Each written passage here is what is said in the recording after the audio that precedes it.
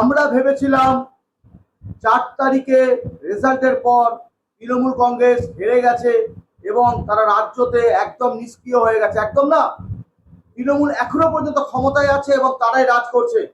তার কারণ আপনাকে বলবো, পেট্রোলের ভাইপো শেষ নিত প্রতি লিটারে হচ্ছে 37 টাকা করে, সেইটা এখনো অব্দি শেষ নিচ্ছে ভাইপো। 295 টাকা পার সিলিন্ডার, গ্যাসের সিলিন্ডারে 295 টাকা শেষ নিত, সেটাও নিচ্ছে ভাইপো। ডিজেলে 30 টাকা শেষ নিত, সেটাও নিচ্ছে ভাইপো। ইলেকট্রিক বিল 2 টাকা করার কথা বলেছিল, কিন্তু ভাইপো সেটা করবে না। ভাইপো এক গাদা টাকা নেবে। তার পরিবর্তে এখন রেট কার্ডটা চেঞ্জ করে দেওয়া হয়েছে, যাতে আরো বেশি মুনাফা লাভ করে এই সমস্ত বিদ্যুৎ যে কোম্পানিগুলো আছে তারা। তো এই সমস্তর জন্য তৃণমূল কংগ্রেস এখনো আছে।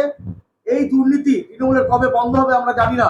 এটা আমার কথা নয়, এটা বিরোধী দলনেতা শুভেন্দু বাবুর কথা। দাদা কি বলছেন শুনে নেওয়া যাক, তারপর আসছি। ইলেকট্রিকের বিল আমরা 2 টাকা করে নেব। পেট্রোল ডিজেল রান্নার গ্যাসে রাজ্য যে শেষ নেয় 295 টাকা সিলিন্ডারে নেয়, 37 টাকা পেট্রোলে নেয়, 30 টাকা ডিজেলে নেয়। গ্যাস পেট্রোল ডিজেল আমরা শেষ নেব না।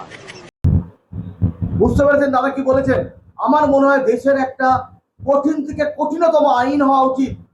ভোট চাওয়ার সময় যেই সমস্ত প্রতিশ্রুতিগুলো নেতা মন্ত্রীরা দেয়, সেইগুলো যদি পূরণ না করতে পারে তাহলে মিনিমাম 5 বছরের জেল, 50 লক্ষ টাকা জরিমানা, এবং সে যেন কোনোভাবেই আর ইলেকশনে দাঁড়াতে না পারে, তার নমিনেশন যেন জমা না নেওয়া হয়, তার একটা একদম পার্মানেন্টলি ব্যবস্থা করা। এইটাই হবে সঠিক পথ। না হলে জনগণকে ভুগতে হবে। আজকে দেখুন, দুঃখ লাগে, অভয় মা, আমাদের রত্না কাকিমা বিচার চাইতে এসে বিচার পাচ্ছে না। লোকের ভিডিওতে কত রকম কটাক্ষ, ছি ছি ছি, একটা অন্যায় নাই করেই ছিল, কি হয়েছে তাতে? আমি তো বলো বেশ করেছেন, উনি তো অন্যদের মতন কিছু বলেননি, উনি তো বিচারটা পাবেন বলেই ইলেকশনে দাঁড়িয়েছিলেন। এটা ভাবা উচিত প্রত্যেকটা মানুষের। এই ভদ্রমহিলাকে কেন অপমান করছেন বারবার?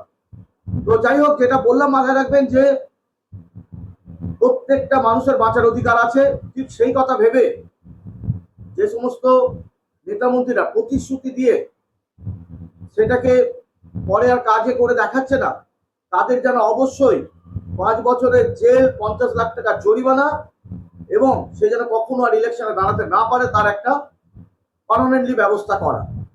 এটা দাবি তোলা হোক, তাহলেই দেখবেন নেতা মন্ত্রীরা মিথ্যে কথা বলবে না। হাত জোর করে ভুড়ি ভুড়ি মিথ্যে কথা বলবে না, কখনোই বলতে পারে না।